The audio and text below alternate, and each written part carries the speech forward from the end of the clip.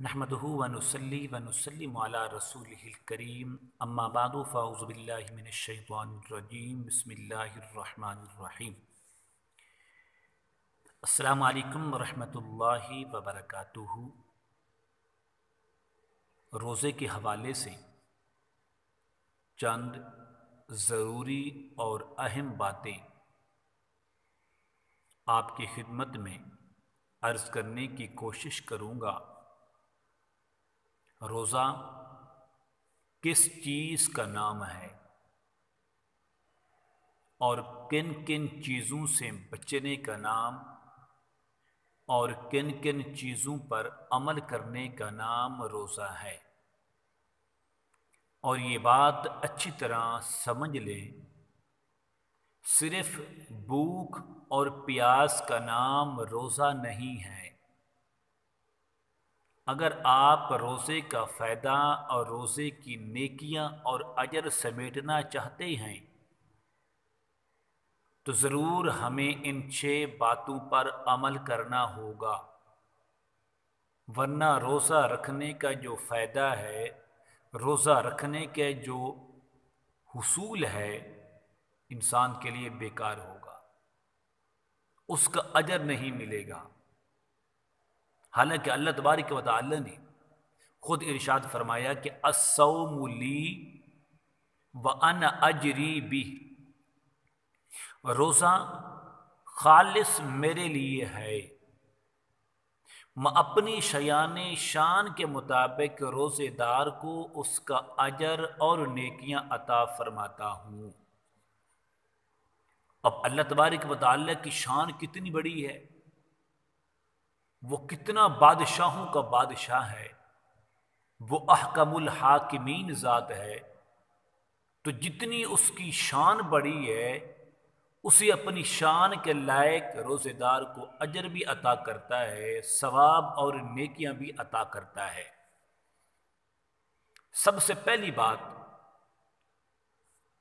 کہ جس چیز سے ہم نے روزے کو بچانا ہے وہ ہے انسان کی آنکھ۔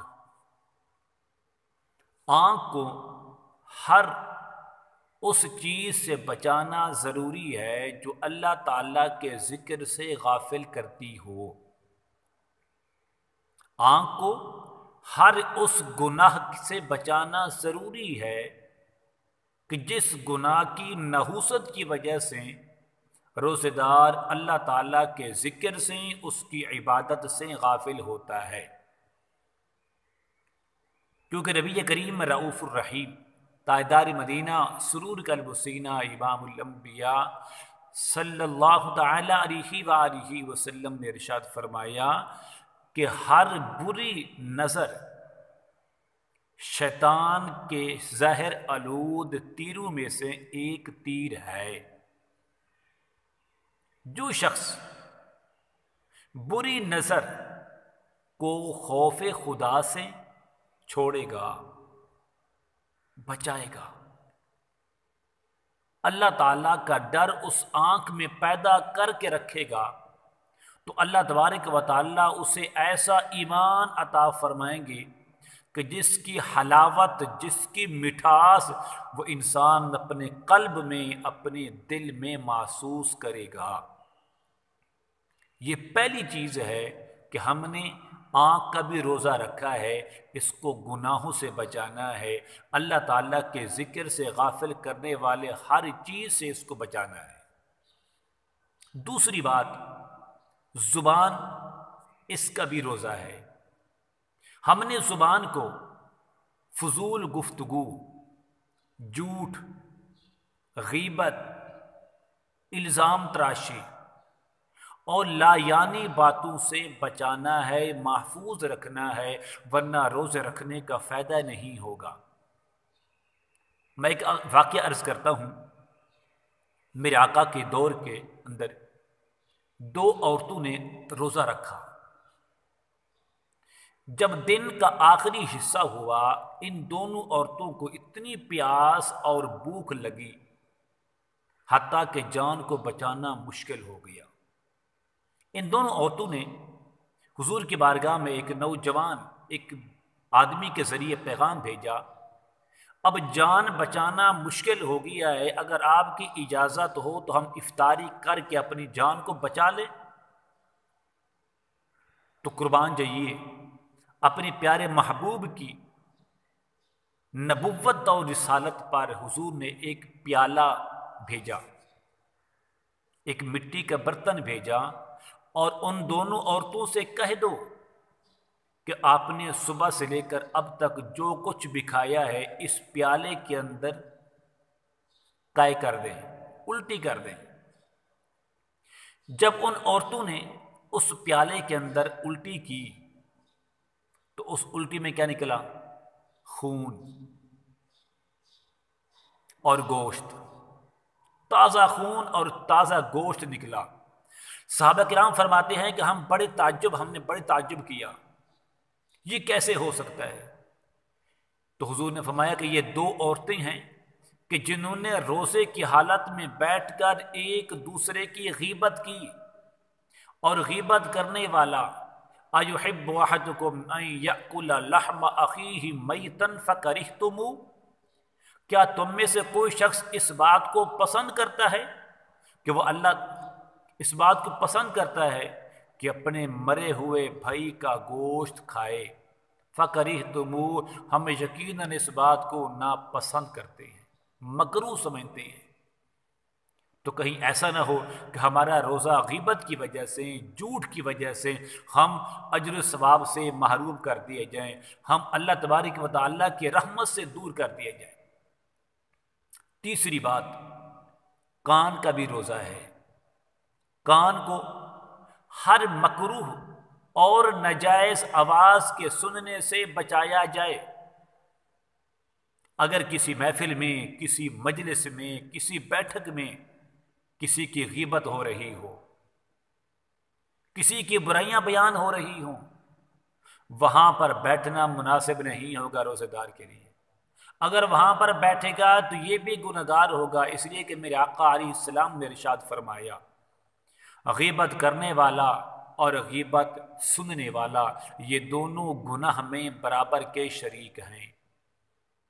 تو ہمیں اپنے کانوں کو غیبت سے، سننے سے اور کرنے سے بچانا ہوگا، ورنہ روزہ رکھنے کا جو فائدہ ہے وہ ختم ہو جائے گا۔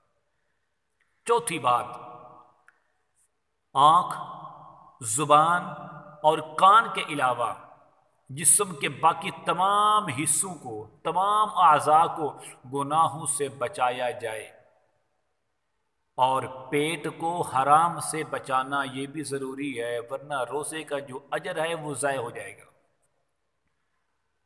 اس لیے کہ حضور نے ارشاد فرمایا، بہت سارے روزہ دار ایسے ہیں کہ ان کے سوائے بھوک اور برداشت کا کچھ حاصل نہیں ہوتا، وہ لوگوں کی غیبت کرتے ہیں، وہ گناہ کرتے ہیں، وہ حرام سے افطاری کرتے ہیں۔ تو کہیں ایسا نہ ہو کہ ہم صبح سے لے کر شام تک بھوکے رہے، پیاسے رہے، نمازیں پڑھتے رہے، قرآن کریم کی تلاوت کرتے رہے، لیکن اللہ اس کے رسول کی نافرمانی بھی کرتے رہے، کسی مسلمان کو تکلیف بھی دیتے رہے، کسی مسلمان کی غیبت بھی کرتے رہے، دھوکہ، فراڈ، دو نمبری، ملاوٹ بھی کرتے رہے۔ تو اس لیے کہ بہت سارے لوگ ایسے ہیں، روزہ دار تو ہیں لیکن ان کو اجر نہیں ملتا، ان کو ثواب نہیں دیا جاتا۔ تو اس لیے ضروری ہے کہ جسم کے ایک ایک حصے کو گناہوں سے بچانا ہوگا، اور خصوصاً پیٹ کو حرام کے لقمے سے بچانا ہوگا، ورنہ روزہ رکھنے کا جو ثواب ہے وہ ختم ہو جائے گا۔ پانچویں بات، افطاری کے وقت، افطاری کے وقت اتنا نہ کھائے روزے دار کہ پیٹ بھر جائے، اس لیے کہ ایسا پیٹ جو بھر کے کھاتا ہو اللہ تبارک و تعالیٰ کی ذات کو بہت ہی ناپسند ہے۔ روزے دار اتنا کھائے کہ جس سے گزارا ہو سکے، اتنا کھائے کہ جس سے اس کی صحت پر کوئی فرق نہ پڑے۔ اگر زیادہ کھائے گا تو پیٹ خراب ہوگا، جب پیٹ خراب ہوگا تو معدہ خراب ہے، جب معدہ خراب ہے تو وہ نماز میں سستی کرے گا، نماز میں لاپرواہی کرے گا، غفلت کرے گا۔ اس لیے کہ اتنا کھائے کہ جو اللہ کی ذات کو پسند ہو جائے۔ چھٹی بات، افطاری کے بعد، افطاری کرنے کے بعد دو چیزوں کو دل میں ضرور رکھے۔